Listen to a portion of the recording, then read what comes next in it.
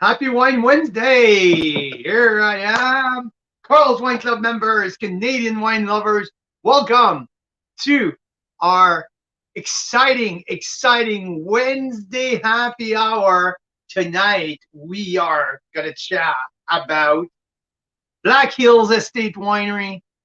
It's always a good time, always a good week when I start a show talking about, we're going to chat about Black Hills Estate Winery.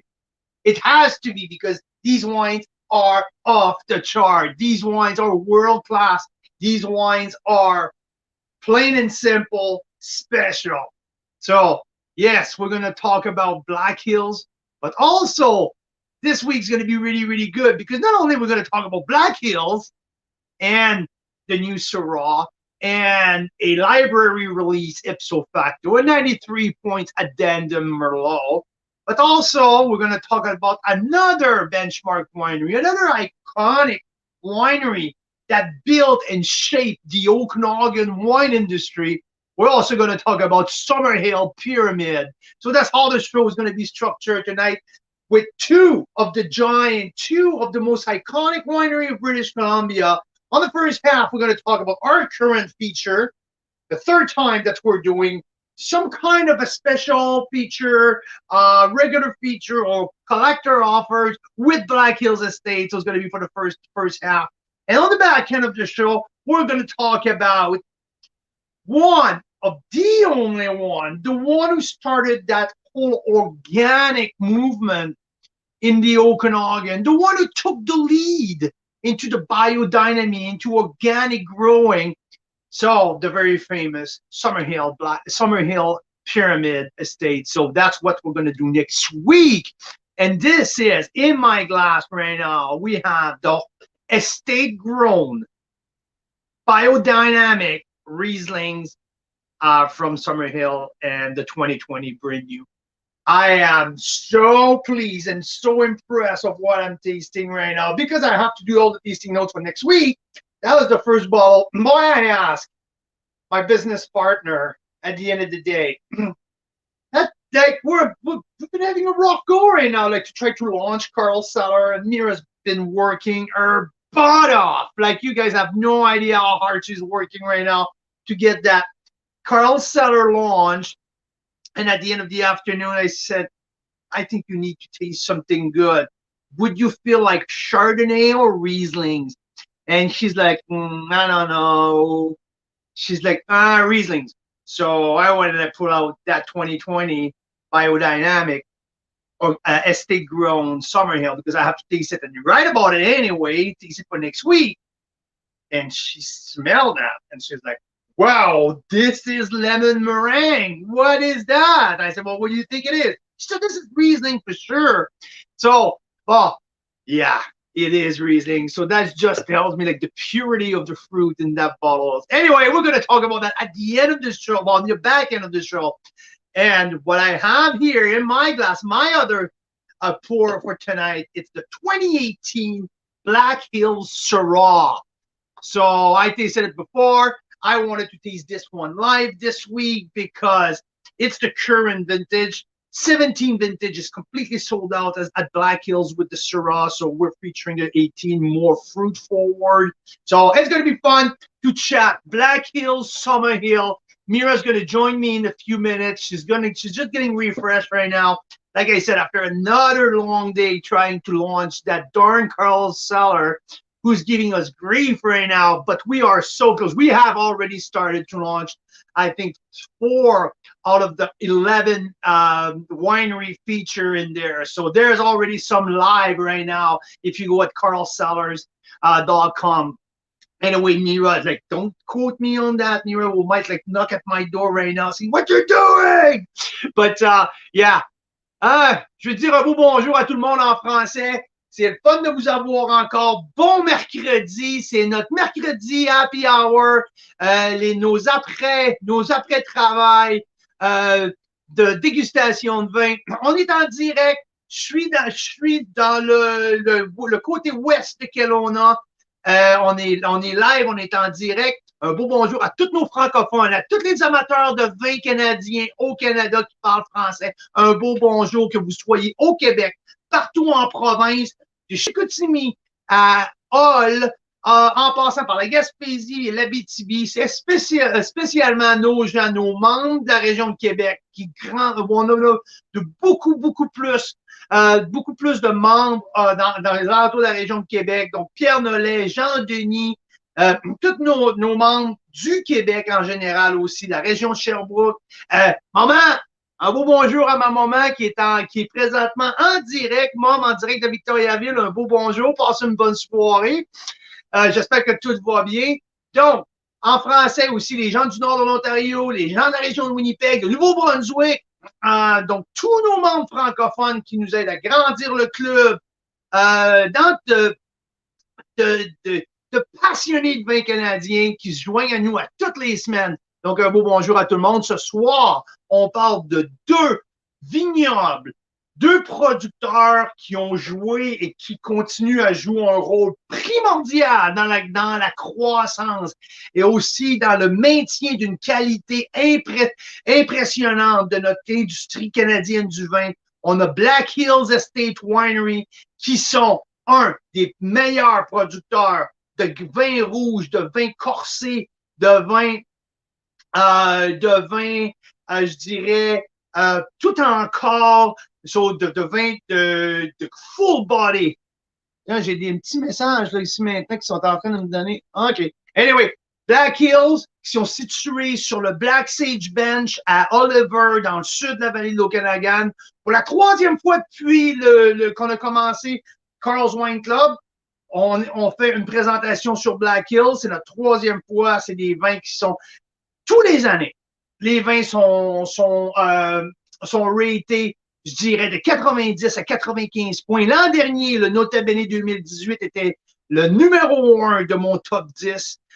J'ai déjà goûté au 2019. On en a parlé ce soir également. Le 2019 est également un vin extrêmement bien fait. Donc, on va parler de la Syrah, du Tempranillo, de leur rosé, de leur viognier. Et dans la deuxième portion du show de notre émission ce soir, on va parler d'un autre producteur très pionnier de l'agriculture biologique et organique dans la vallée d'Okanagan, au Canada, en Amérique du Nord également, Summerhill Estate, Pyramide, qui sont situés à l'est de Kelowna, donc dans le nord de la vallée d'Okanagan. So, deux vignobles, un au nord, une au sud, mais qui font une partie intégrante de la qualité et aussi de la croissance des vignobles et de l'industrie canadienne du vin. On a Black Hills et on a Summerhill, les deux des grands vignobles de notre région. C'est ce que l'on parle ce soir. Donc, un beau bonjour à tout le monde. Merci de nous écouter. On va continuer en anglais. Je vous reviens un petit peu plus tard. Donc, Gail from Canada, so just outside of Ottawa, so is drinking Burnt Ship Bay Reserve Red tonight. What do you think of the Burnt Ship Bay Reserve Red, Gail? I'm curious to hear. I thought personally, both the Merlot Cab and the Reserve Red were very great value wine. I thought the Reserve Red had a little bit more long-term potential than a little bit more complexity, a little bit more long-term potential than the Cab Merlot. But my business partner, aka my wife, told me that, Carl, you know what? I think that the Merlot Cab is a little better because I like the fruit, I like the richness a little better. And this week, I had a little Instagram by one of our members all the way in Vancouver say, you know what, girl? I revisited your segment on Burnt Ship Bay, and I completely agree with Mira. Oh, okay, here you go. But Gail's really enjoying the cab here, the Reserve Red. So I'm glad that you enjoy. We already have people like Raymond Raymond Lévesque here, who's tuning in from New Brunswick, if I'm not mistaken, already ordered a second case of Burnship Bay. So if anyone, just like Gail, is drinking Burnship Bay, or like Raymond wants more to stock up for a Christmas season, just let me know. Shoot me a quick email. We can get our hand on more Burnship Bay wine here. So there you go. Mira Boucher, good evening. How are ya? Good. Happy Wine Wednesday. Happy Wine Wednesday. You know what? The beginning of the show is not the same without you. Oh, thank you. Thank you. I'm so happy. I can't believe how much a good wine can like make me happy. Marcel's saying limited stock, and it's true. That Burnship Bay stuff sold really fast. Yeah. It's all about price point. It's all about price point. You know what? When you get outstanding value for what's in your glass, this is pretty darn good. Yeah. So yeah, I was like tired. I thought I'm gonna take one of those little 5-hour energies or something, you know, because I'm exhausted. And then Carl's like, "Here, try this wine," and I instantly got my energy back, and I was super thrilled. So it's like this. It's a biodynamic Riesling from Summerhill, right? Is this the same one? You are absolutely right. Absolutely right. But get your nose in there and like the fragrance, the aromas of that extreme Riesling. It cannot be anything else. That's that. Just like you mentioned when you had the first sniffy sniff, it's absolutely, it's lemon meringue. It's like bright citrus fruit. It's like just like the smell of it is just so refreshing. Like, yeah, it just completely changed my mood. And I've had like what, 2 or 3 sips. So what you're telling me right now, you're telling me to buy this wine by the case. So every time you're grouchy, I'm just popping the cork on one of these wines and we're good. I also knew that we're having some Syrah tonight, so that's very exciting. Exactly. The first segment will be to chat about Black Hills. So what I want to do here, I think, because we're going to give away. What do you want to give away tonight? Nothing? Oh, we gave. I saw whose feed did I see this on? It was on Clay Martin's, and it was a guy saying, "Hey, honey, what do you want to make for dinner tonight?" And she said nothing, and he said, "But we had that last night." And she said, "Yeah, I made enough for 2 nights." I thought it's your dad's kind of joke, but yeah, it was. I think it was on Clay Martin's feed though yesterday. That is awesome. Hey, how about, do you want to give away like a $20 voucher on Carl Cellar? I think that's brilliant because there's quite a few others who have earned those by purchasing at least 1 case of the Members Red. And that's the only way to get them right now is by buying Members Red or winning it here. So yes, I would love to do that. I still have a couple things that people want on Sunday for Merlot Day. And Derek's hat to send out from the last. Yeah, Derek's hat is right here. Yeah. So that Derek's hat is right here. So I'm just putting back here. So you know what? Okay, let's do that. Let's do a draw at the end for a $20 voucher for Carl's Wine Club. For Carl Cellar. That's perfect. So I will ask in the chat here to people, because this week we're featuring Black Hills Estate Winery. I want to know, so far in your wine drinking career, to everyone who's joining us, which is the best Black Hills wine that you've tasted through the years? Because we have pretty savvy Canadian wine lovers here, and I don't think that Black Hills Estate is unknown to all of our members. Like, lots of them know about Black Hills. Everyone, but not most of people know about the reputation of Black Hills Estate. So I want to know, what is the best memory that you have drinking a Black Hills Estate wine? So, because for me, I know exactly what it is. So, and I think, Mira, we will share the same memories about Black Hills, aka a 2006 Nota Bene that we drank not even a year ago together. So for me, That's what it is. I want to see in the chat box here of people who are listening to us. What is the best wine of Black Hills you've drank throughout the years, or what's your best memory of Black Hills? Okay. It's totally true, Carl. I think that would be my top memory of the 2006 Nota Bene. We had that at the wine club dinner, or the wine dinner we did, the Carl's Wine Club dinner we did in Calgary. The Great Canadian Wine Dinner Series, right? That's right. Yeah, yeah. And so a few members that were there that night got to taste it as well. I think the Goodnessons were there. I think, there were one or two others that tasted it. So yeah, it was something else. It was one of those wines you'll never forget. There's probably like two like that in the last year for me. The Pearl Morissette. Yeah, I was just about to say, I think that I know what's the other one. Yeah. So the Nota Bene 2006. And I think some people were saying that's not even their best year. Like, it's not like 2006 is known to be like this phenomenal vintage, but the bottle we had aged so beautifully. It was just phenomenal. Like, everything was on point. And when we talk about like a wine in its peak, a wine that is showing up, sometimes you have a night out and you look at yourself in the mirror before you go, and you look at yourself like, Jesus darn, I'm looking good tonight. But that was kind of that with that Nota Bene that night. Everything was absolutely perfect. The service temperature was perfect. The meal with it was perfect. The environment around it was perfect. And it was at the perfect place in his aging curve. Like, wines goes up and down sometimes, and he was at absolutely. So I think this is a really important thing, Carl. Like, I don't know how many of you have experienced this, but if you have, tell us what wine you had this with. But for me, the last year and a half tasting wines, there are some wines where they're good and you want to enjoy them, with a dinner. There's some wines where you're like, I like this, I'm going to order more, right?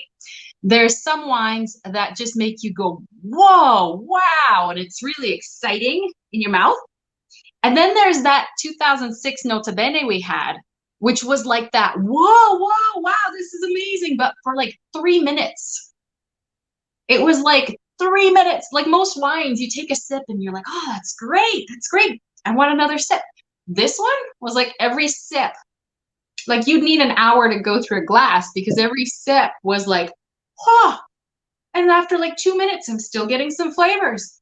It's amazing. And it was ever changing, right? It was every 5 minutes there was different aromas were popping out of the glass.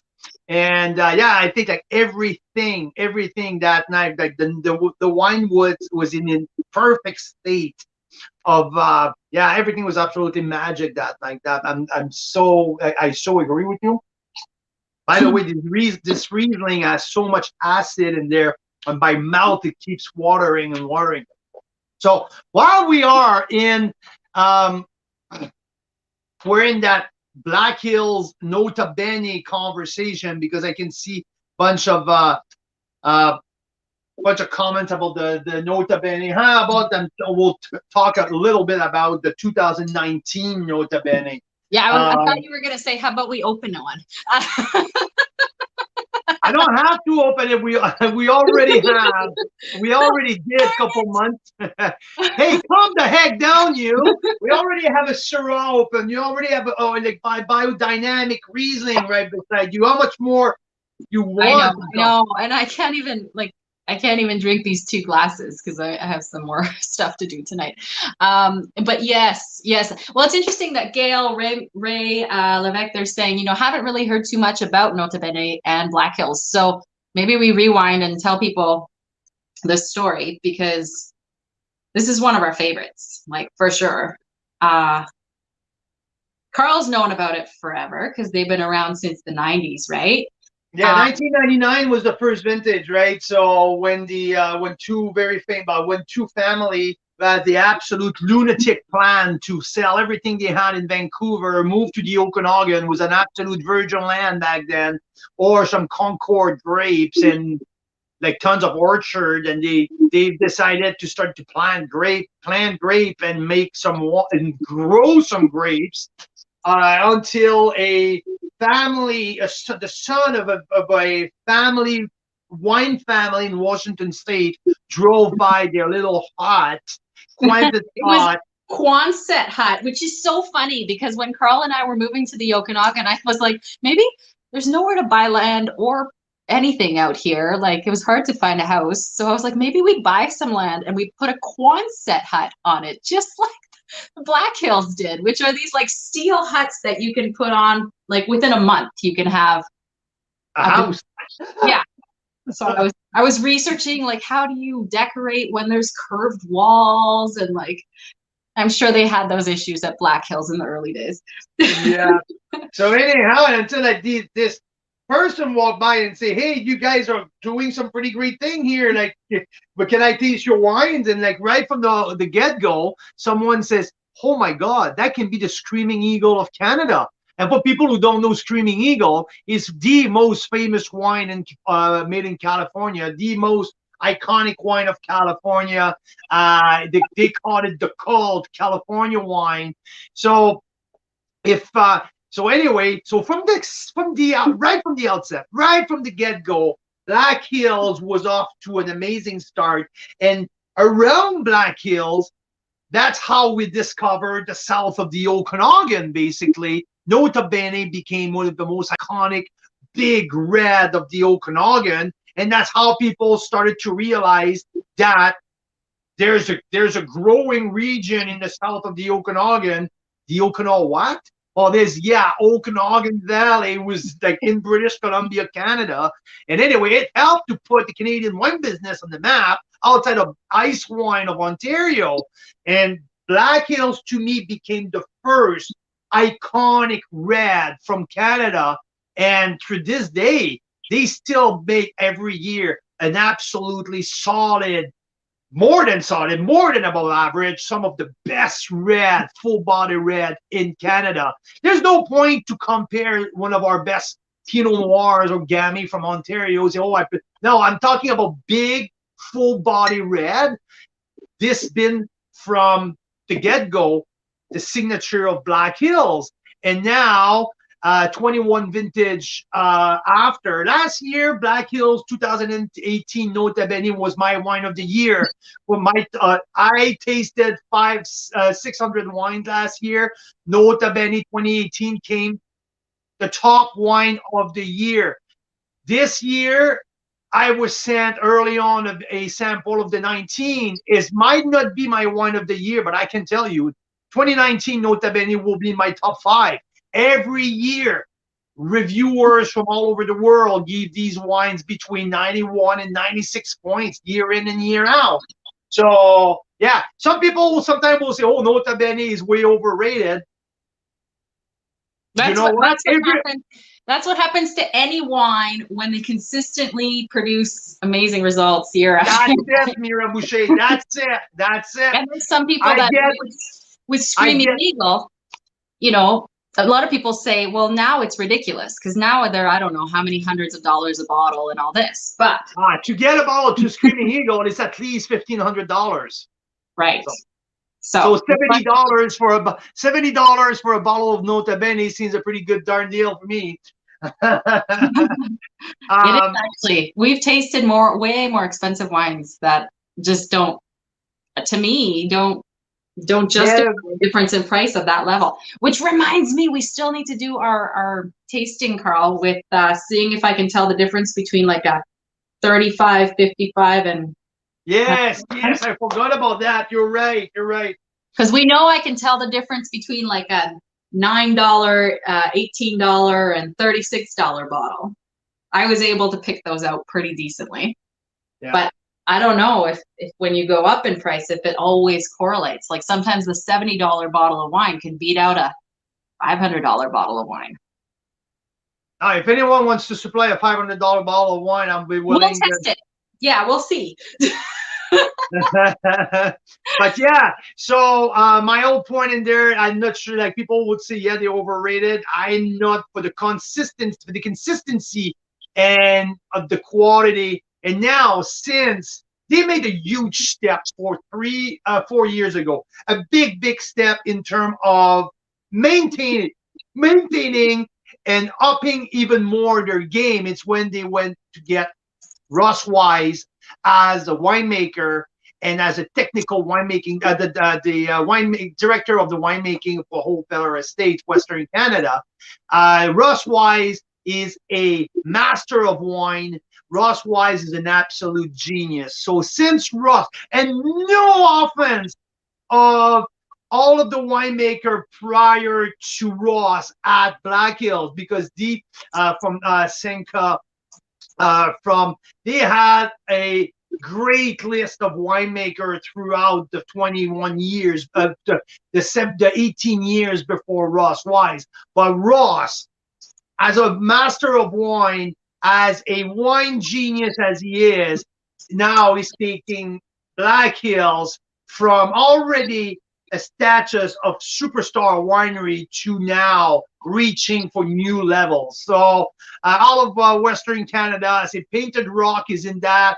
We're looking at Checkmate. We're looking at Black Hills. We're looking at, like, there's not a lot, maybe Fairview Cellars, but there's not a lot of rockstar winery at that level who consistently deliver top premium wine like Black Hills. And don't get yourself, it's not all the winery who wants to deliver premium. Some wineries are in a different business of delivering more value wines on a yearly basis.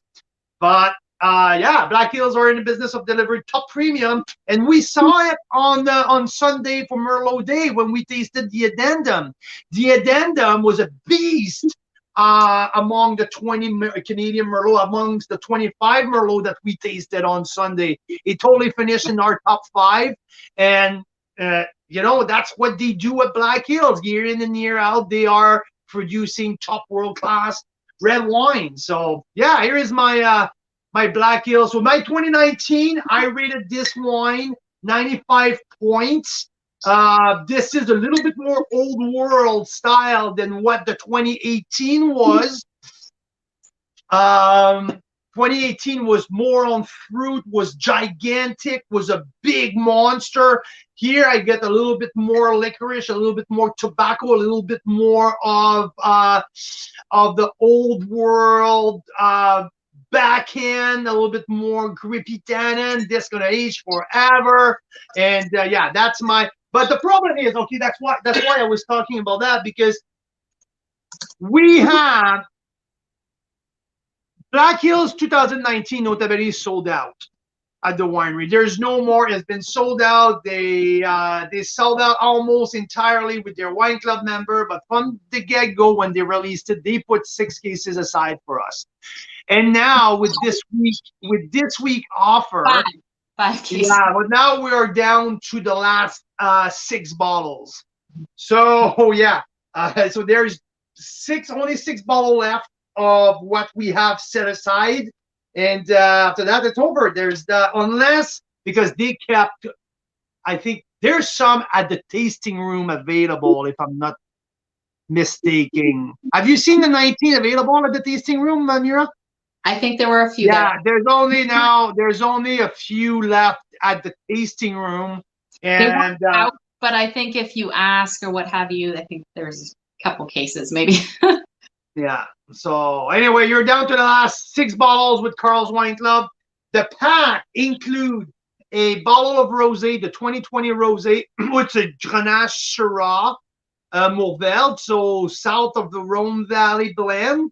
It's pretty interesting. I give it a 90 points, fresh, but a little bit bigger than obviously the Provence rosé. Bigger in style, but same type of grape, refreshing. Nice body, so this rosé can go well for any winter dinner. Extremely versatile at the dinner table. I enjoyed it. I gave it a 90 points. It's heavier, but not too heavy. I enjoyed the balance between the fruits and the freshness. So it was really a really good rosé. Better than I was expected for a Black Hills production, because let's be honest, this is not their forte. They started to do rosé maybe 3 or 4 years ago. So this rosé is good. 90 Point Carl's Wine Club, let me know what you think. One of their white, their flagship white is the Viognier. They've been doing Viognier at Black Hills for a long time. So the 2019, I give it the 89 point. 100% stainless steel. Viognier is one of the full body white. This is what it is here. It's big, creamy, even if there's no oak treatment. This is big, creamy, juicy, lots of fruit extraction, lots of orchard fruit, melon, tropical notes, grassiness, flowery, and nice white spice finish. So all of the classic notes that you expect from a Viognier, you get it there. It's been a staple of Black Hills lover. They've been doing Viogniers forever. They keep doing it the same style. They're very consistent about it. So it is what it is. I can see you, Mira. You're here. So do you have anything you wanna drop me right there, or are you good? Oh no, I was just taking down names for our draw. Okay, good. So yeah. I just love that Vicky's having the members read tonight, and that Al just asked if we need another case. Maybe for Christmas presents. Who knows? Oh, I know that back in the day, because I've always been in the wine business, right? Since our kids started school, all of our kids' teacher gets wine for Christmas, right? And Mira turned around the other day and she's like, we just ordered a case of 12 for ourselves. So we have a case of 12 showing up. And she said, I think we'll need another case.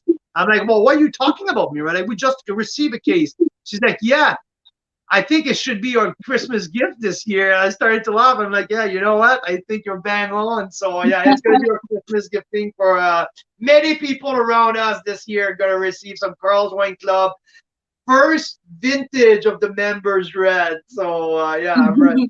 So I have not had a sip yet of the Syrah. So now that I have tasted the talk about the two whites, you can put the Syrah ticker on the on and let me, because I tasted it with the Syrah experience earlier this year, all the way back in March when we were having a spring break in the Okanagan before we moved to the region. A couple months after, we were looking for a house. We rented that place in Caledon, and I did the Syrah experience live with Ross Wise. That's the first time that I had the 2018 Syrah.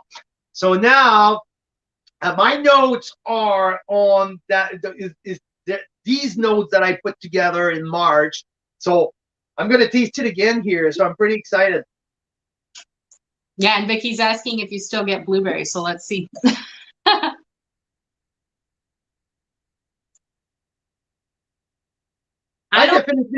I definitely get blueberry, absolutely.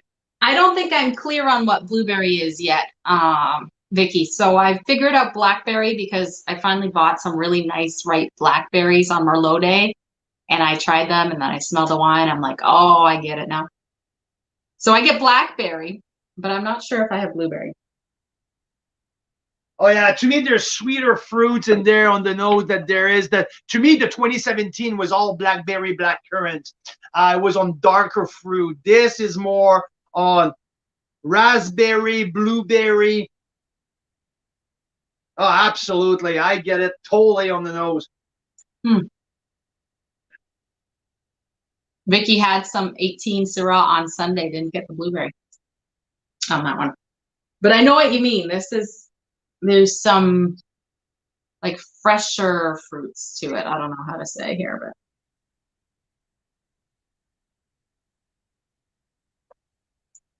I know, Vicky, the 17 was epic. The 17 Black Hills Syrah. That was, I think, what really made Carl stop and look at Black Hills and Canadian wines, like at the start of the pandemic. It was that 17 Syrah. He was like, whoa. Yeah, the 17 Syrah was a little bit more older school, but it was a crazy. 17 was a crazy vintage with a lot of ups and downs, and there's that fresh, fleshy fleshy acidity in there, but also loads of spice. Here on the 18, warmer vintage, definitely more fruit forward. I have a bunch of herbs too. It's herbaceous in the mid palate. I got round, silky tannin.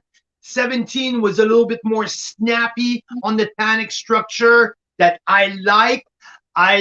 This one is a little bit more modern. I would say if I compare stylistically, I would say it's more Washington State style of what I like, maybe Walla Walla Valley. So yeah, there's a little bit of bacon fat. Where do you get the bacon fat at the end? That charcuterie type of dry meat. Huh. Yeah. You know, not the smell of the burned bacon, but you know, when you start to cook the bacon and you start to feel it on the nose. On the nose. Yeah. Oh, definitely. Oh, that's such an exciting nose, isn't it? Yeah, and it is like like on the Saturday morning when you get there, you get like you're still like your partner is cooking the bacon before it turns into the burnt taste, because I burn it like half the time. But before that, just when you the bacon smell, I get some of that here. But it's fruity. Yeah, also dark cherry, loads of dark cherry.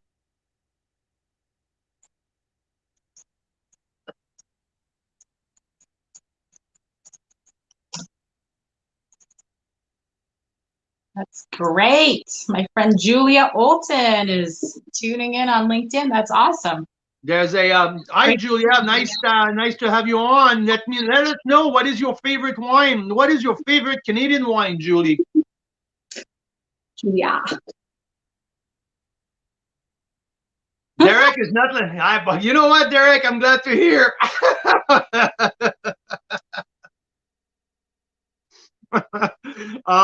Yeah, we have to be careful with the smoke alarms sometimes. But it's not just Carl, that's also me. Yeah,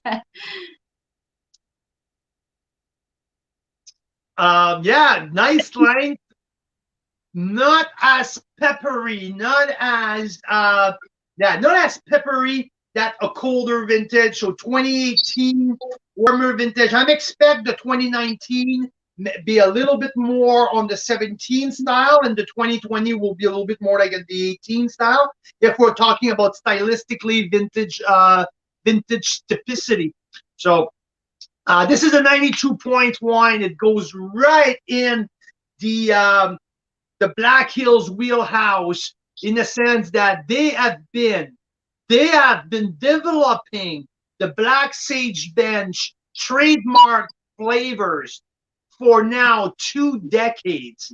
Talking about like they're next door with well, what's the other winery right next to them that we always go? I have a stupid blank here.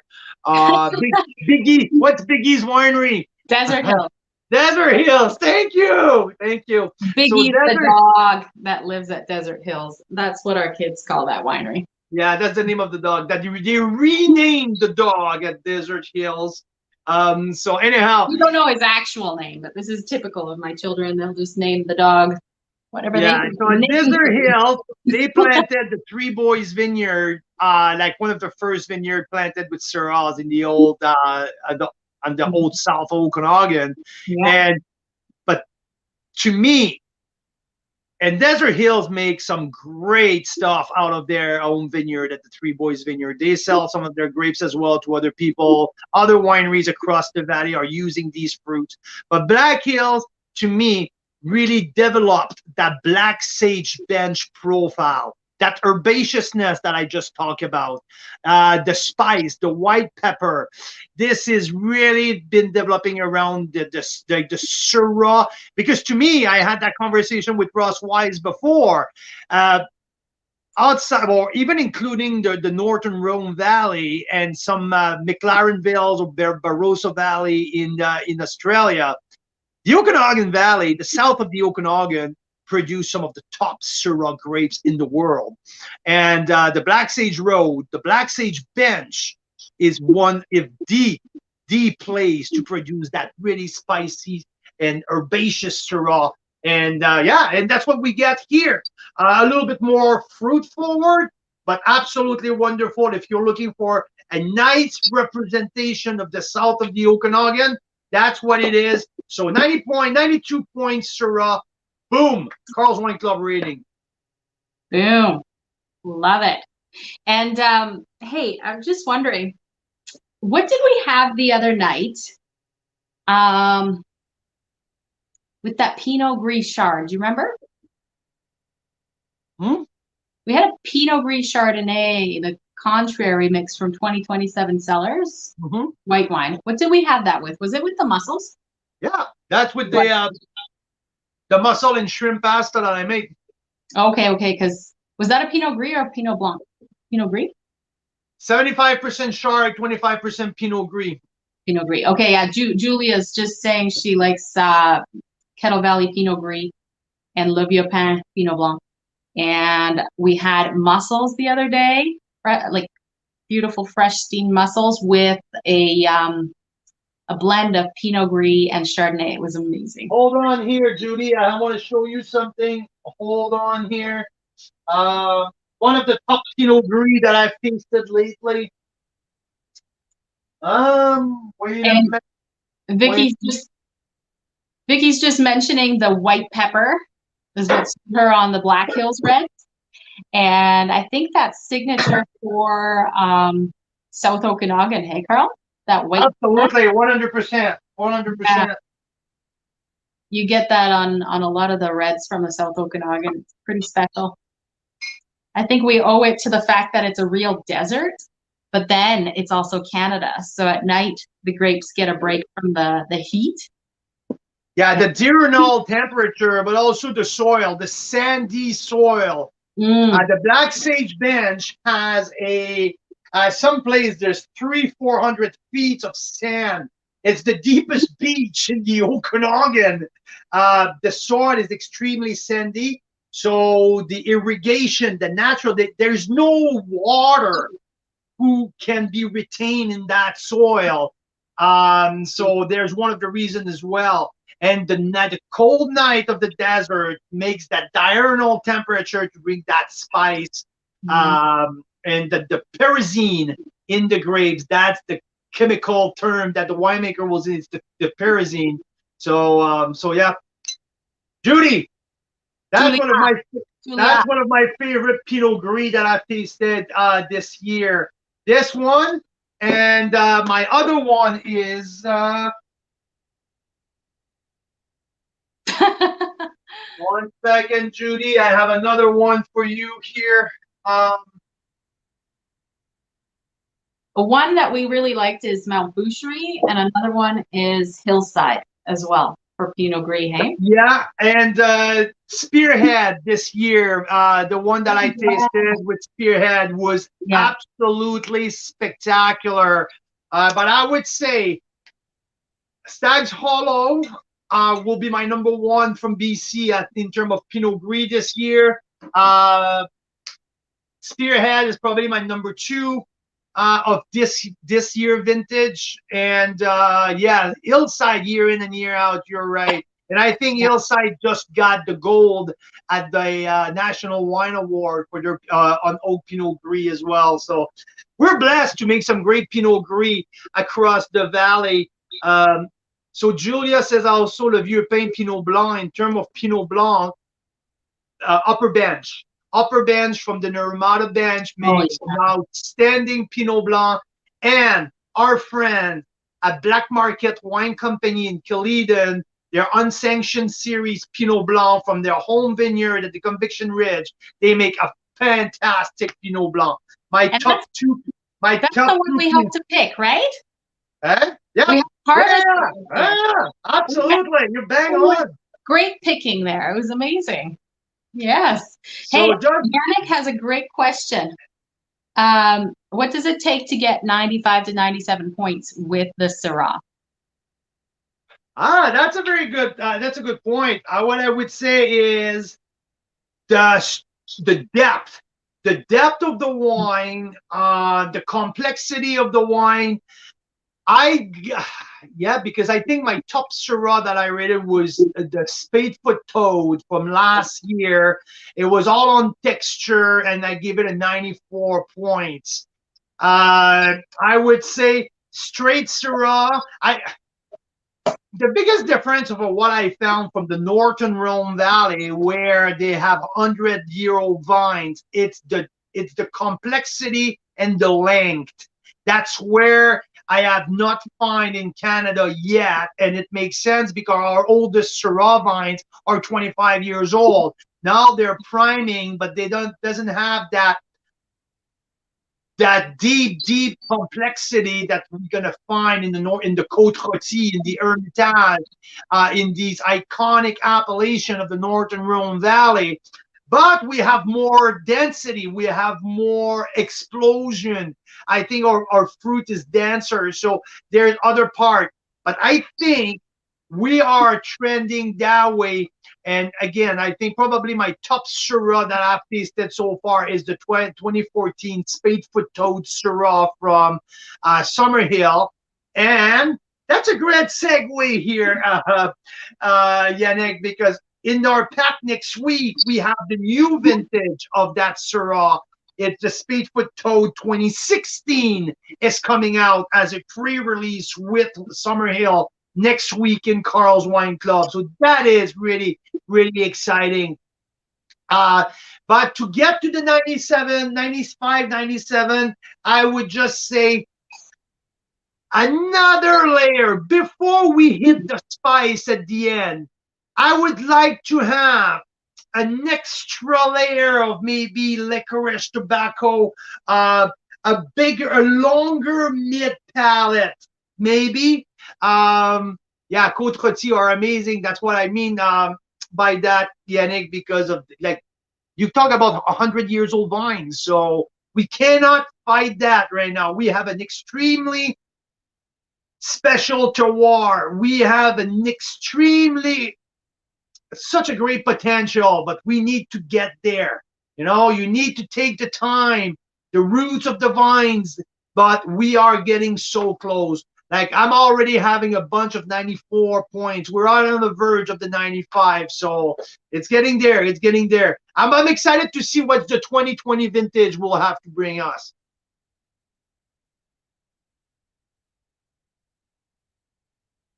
You're on mute. I know. So Yannick is asking, you know, how much time would it probably take? I mean, we don't even have any vines in Canada that are still operating past 35, 40 years, because the belief is typically that you have to replace them. I don't know if that's a Canadian thing because they die after a certain amount of time or what. So when you're saying like 60, 70, 80-year-old vines.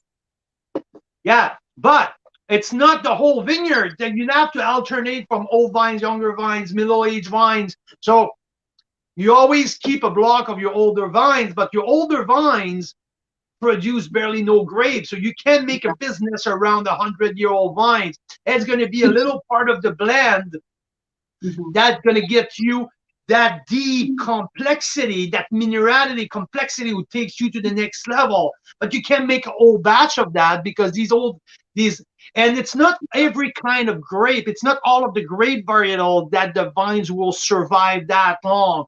Cab Sauv, Merlot, don't survive that long. You have to replant it. They start cracking.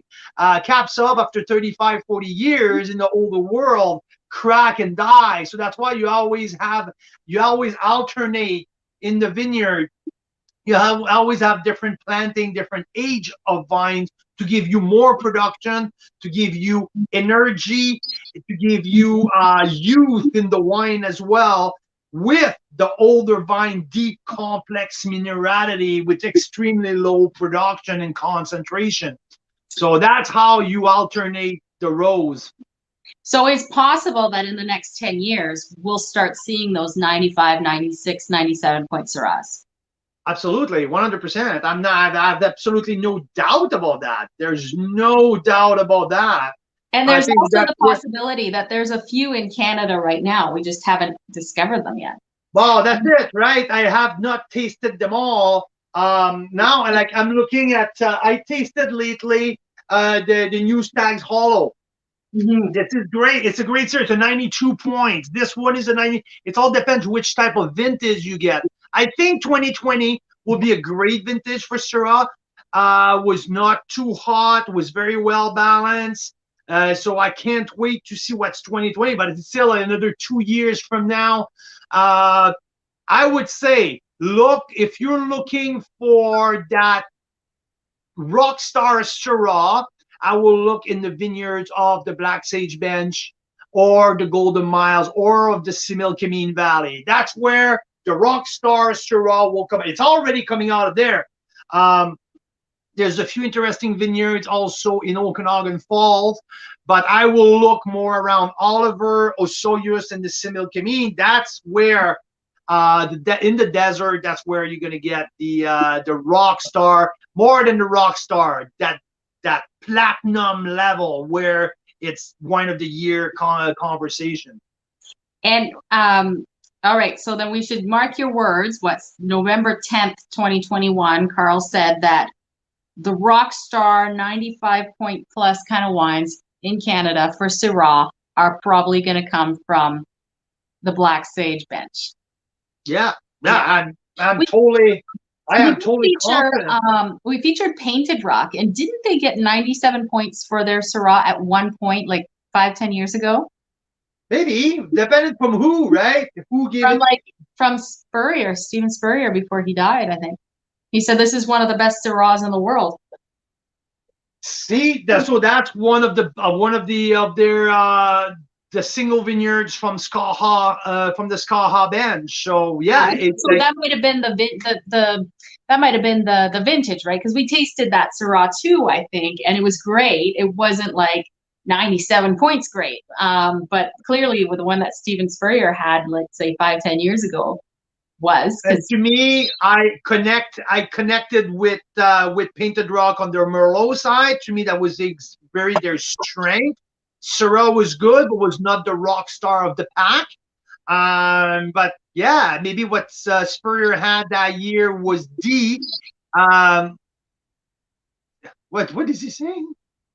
Daryl, unless climate change screws up the terroir, I know they're having a very nervous time in Burgundy with increased temperatures messing up their Pinot Noir.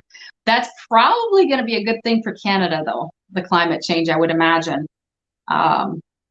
Yeah, I'll be more nervous in Barossa Valley and where it's already in Napa Valley, where it's extremely hot and it's just getting hotter and hotter. And now there's no way for them to keep their acidity level.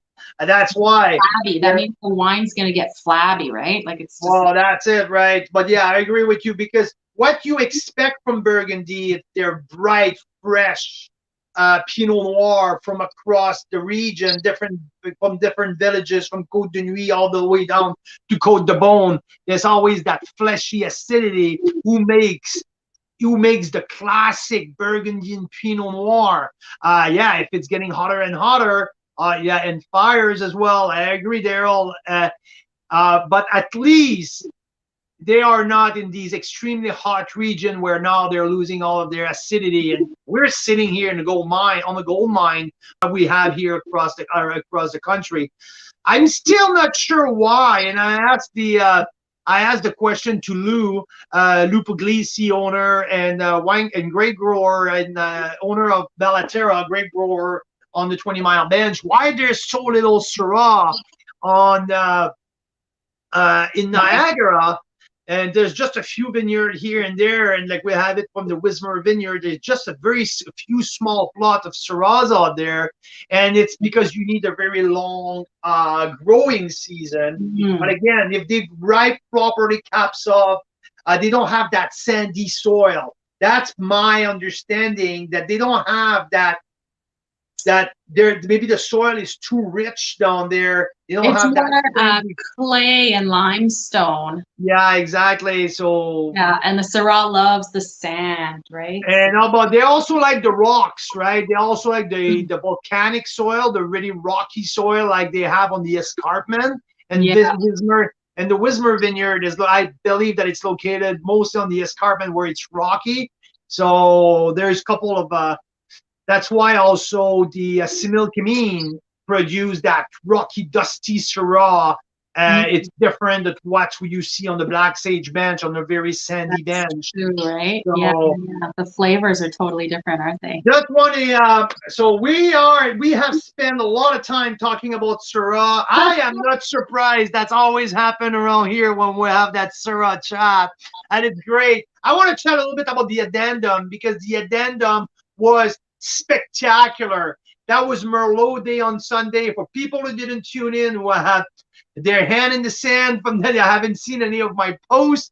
Yes, we had an amazing Merlot Day. We tasted 25 different, including these when we were at 20, including these small little like different vintages of the different stage of the Merlot from Black Market Wine Company. We tasted a total of 27 different Merlots on Sunday. It took our palate a couple of hours to recover, and we went right back at it on Sunday night to make sure that we had everything right. I was really impressed with the overall quality. My top 5 was Renaissance Stag's Hollow, who rated at the 95 or 94 points. Painted Rock rated right there as well at the top. Suan Staff, the Mountain Bell, was a 93 point, absolutely outstanding. The Arena from Isel Cellar was absolutely spectacular with the 94 points from Niagara. And also the other one of my top 5 was the Addendum from Black Hills at 93 points, 86% Merlot, 14% Cap Franc. This Addendum really impressed me in terms of texture. It was a luxurious, beautiful texture, great depth.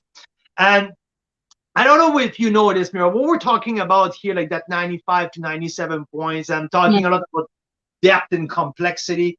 And like texture, the texture, like not Addendum was not a 95, 97 points, but at that 93 plus points, at that level, you can see, you can feel where it's going, right? With that deep, rich, concentrated. It was an absolute beauty. I really enjoyed that. We had it with a steak, and it was just phenomenal.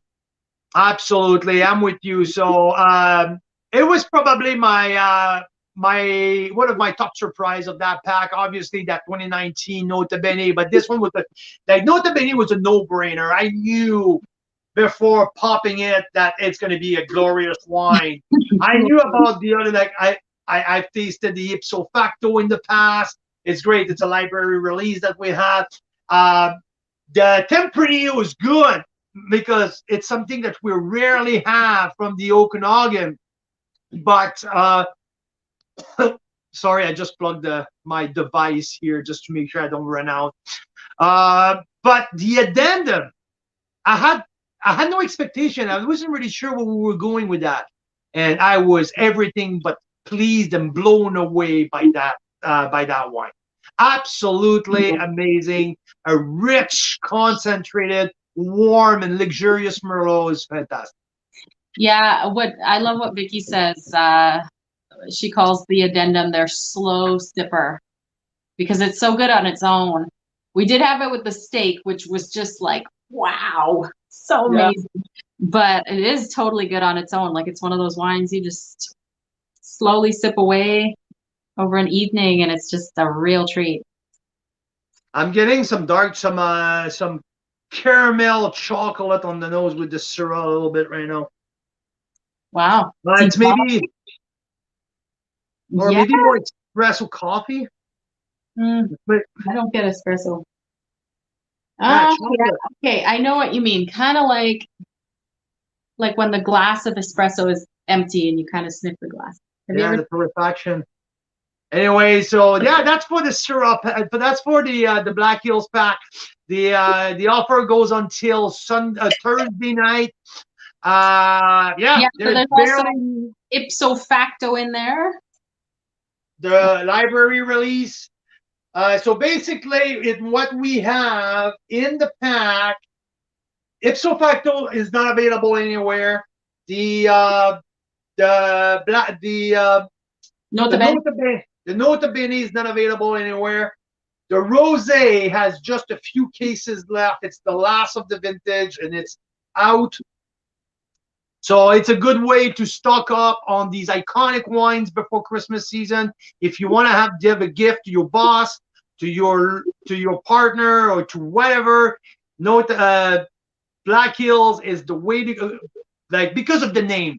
It's such a recognizable name. People know about Black Hills. So yeah, if there's anything you want to do with Christmas gifting or anything, give us a shot.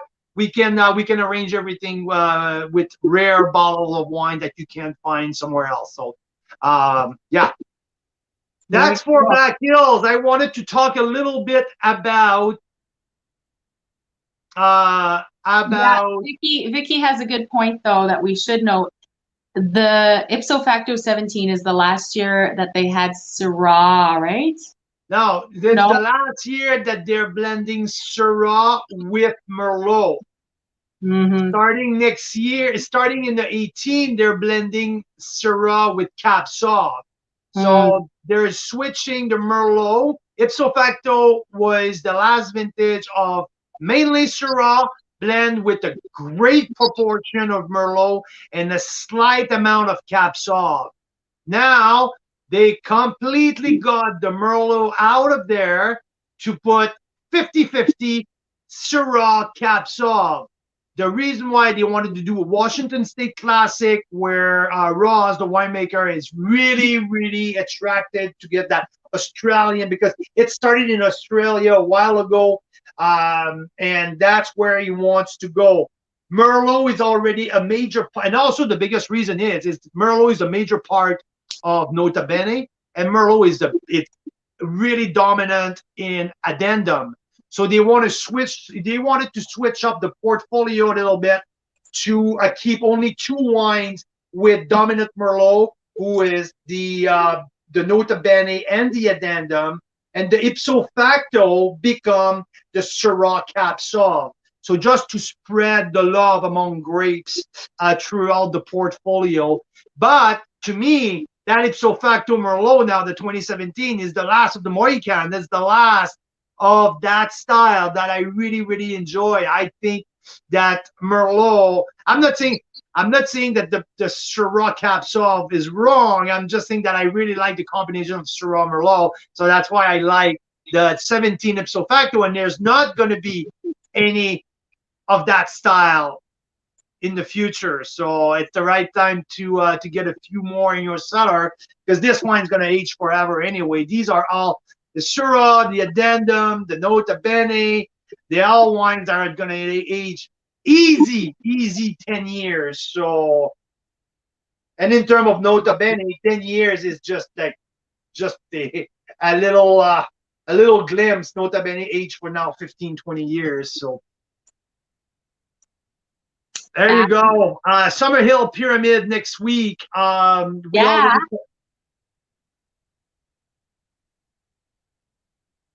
So that's something that's pretty cool that we're doing back-to-back week. We're doing two iconic winery from British Columbia, two of the wineries who helped shape the industry in the last 20, 25 years. I would say that Summerhill has much influence on where we're at today that Black Hills has down south. Black Hills definitely developed the Golden Miles, developed the south of the Okanagan, but Summerhill has one of the most was one of the most influential player on the Kelowna wine scene since the 80s. So, sorry, I just got a text here popping up in my. So yeah, so with the squirrel. Squirrel. Yeah, boom. So Summerhill were the first one to start to grow organic. They were the first one to push the biodynamic. So there's so many things that they're doing they're the front runner, that they are the leader, the thought, not only leaders on the doing it, but also the thought leader, bringing Yeah. people, bringing other people to follow them into new and better way of doing things. Yes, they're big. Yes, they're producing a lot. Yes, they have buses of Tourists. tourists They're coming in. Canada's most visited winery. They get like, I don't know how many hundreds of thousands or a million plus people in normal times. So lots of visitors, because they actually have a real pyramid, replica pyramid built, done by an astronomer and scientists and stuff, so that it's like really to scale with the ones in Egypt. It's really cool, and they age the wines in there in the pyramid. It's pretty fun. We love that winery. So what we're having here for that fact, that biodynamic estate grown Riesling, I just give it a 92 points tonight when I was doing my tasting note. Absolutely amazing. Right up there as my favorite Riesling this year from Western Canada, with Intersection and with Spearhead. And now with Summerhill, it's probably my 3 favorite Rieslings that I tasted from the Okanagan or from Western Canada. Absolutely wonderful. This, we have a organic, biodynamic estate grown Chardonnay. Also in the back, we have the new vintage of the 2016 Spadefoot Toad Syrah. So the one who is taking over the 2014, who was my favorite Syrah of all time in Western Canada. So that goes in as a bonus pick. We have the Spadefoot Toad Sangiovese, who's a very, very unique, from the same vineyard that the Syrah come from, the Spadefoot Toad vineyard in Oliver, BC. We also have a magnum of Rieslings as a bonus pick. With all that, we also have biodynamic Pinot Noir. So a very well-rounded pack. I'm really excited to get to that next week. The Spadefoot Toad, what year do we have? I had in the past the 14. No, the That's the 16 now. We're moving on to the 16. And there's also a non-vintage red blend that's coming out this year. It's a new thing. They're taking different grapes from different barrel. They call it their cellar special. So some of the best barrel blended together from different years. So stay put to that. I'm gonna disclose more information about that $35 red, who is, I tasted it at the winery with Ezra a few months back, and I was like, whoa, that is cool. So I'm going to disclose a little bit more about that throughout the weekend. Stay tuned, but that's coming out on Sunday. Riesling, Chardonnay, and also their iconic Sipes Brut as a bubbly to open the pack. So we have the Sipes, the Chard, the Riesling biodynamic estate grown, the Pinot Noir estate grown biodynamic, Spadefoot Toad Syrah, and also that non-vintage barrel reserve, and bonus pick the Magnum of Riesling, and also a Sangiovese from that unique and famous Spadefoot Toad vineyard. So that's coming up next week. That is really exciting. Vicky's got a good question here on how many wineries are doing Sangiovese. I know La Stella has one now, Summerhill, and there's one more. They're in Carl's Cellar. Who are they? It's from Tender Hope, but Tender Hope Sangiovese is coming from Washington State. It's not from his DQA program. Yeah. But yes, it's still bottled here in the Okanagan.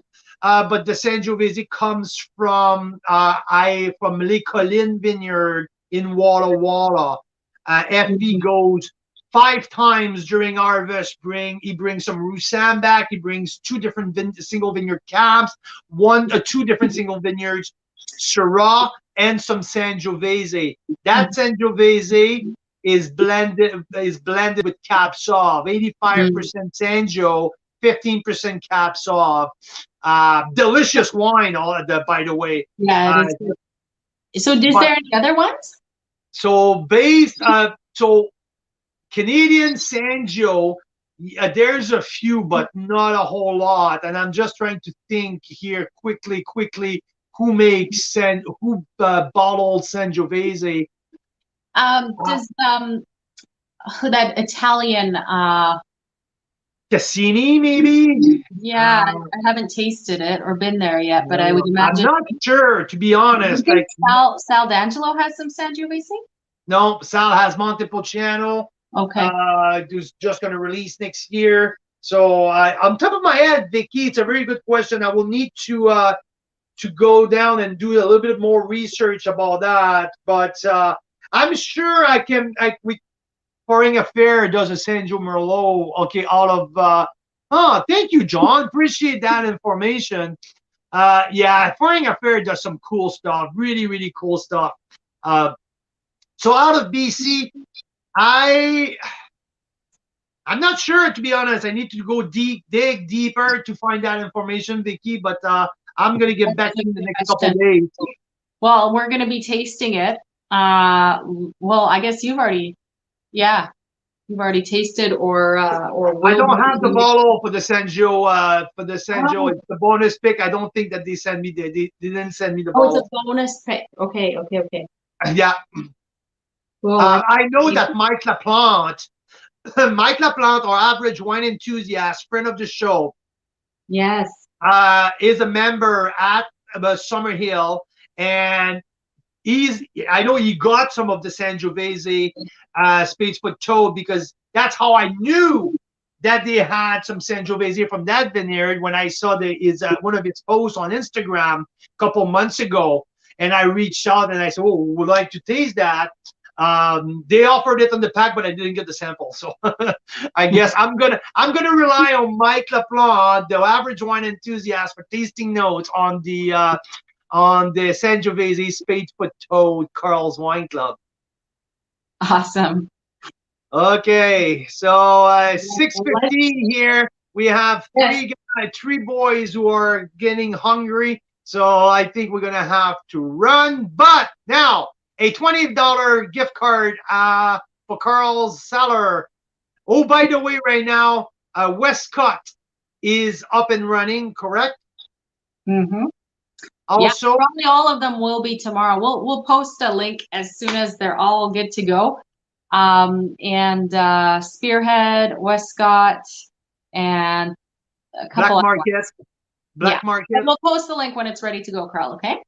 Okay, sorry. I told you earlier, guys, that I should have shut my mouth about that. So yeah, he's just so excited. Yeah, don't say the website, because there might be some typos and errors in those things. So I will post a link as soon as it's ready. And it's very, very soon. Every day we're like, okay, it's going to be ready today, but we do need to test everything and make sure it actually works and stuff. So it will be coming. Just so you guys all know, it's 11 wineries with different offers. Like Westcott, example, has 3 different packs in their offers. So there it is, a thing that we've been working on for 2 months now. We are excited. It's launching now. Let's say by tomorrow afternoon or something like that. So bear with us, guys. It's an exciting project. So yeah. All right, let's see who gets $20 to Carl's Cellar. Maybe it's a good place to go for Christmas presents, because there's a whole bunch of fun things in one place. Derek, again! What? Oh my God, Derek! You're cleaning up around here, for God's sake. So Derek, so here on the roll, Derek, on the roll. You still have your hat from last week, so there you go. Should we do one more, Carl? We give out 2? Why not? Let's do one more, because then it's even more excitement about the cellar when it opens. John, and I think, I'm not positive, but John might already have one if he ordered a case of the Members Red. So congrats, you guys. So John and Michelle and Derek will send you an e-gift card for this Carl Cellar as soon as we can, as soon as we've got it live in the next day or so. And you get $20 off your next pack whenever that is. So congrats, guys. That Riesling is freaking awesome. Oh my God, that is good. Riesling. It's like a party in my mouth. It's amazing. Can you guess what's the residual sugar in there? I'm gonna guess it's on the higher side, is my guess, but I don't know. Still under 10? I don't know. Okay, 41 grams of 41. Oh my God, really? The acidity is so high that you can barely feel it. That's natural, like meringue type of finish, but never in 100 years that I would have guessed 41 grams of residual sugar. Oh my God. Never. So what that tells me is people who only look at that number are fundamentally wrong. This is not a number who gives you the right information. The acidity is so bright and so vibrant of that wine that you do not have that sweet perception, just that natural sweet finish, but not sweet candy finish. Absolutely amazing. No, it's not sweet candy at all. That is shocking. Isn't it?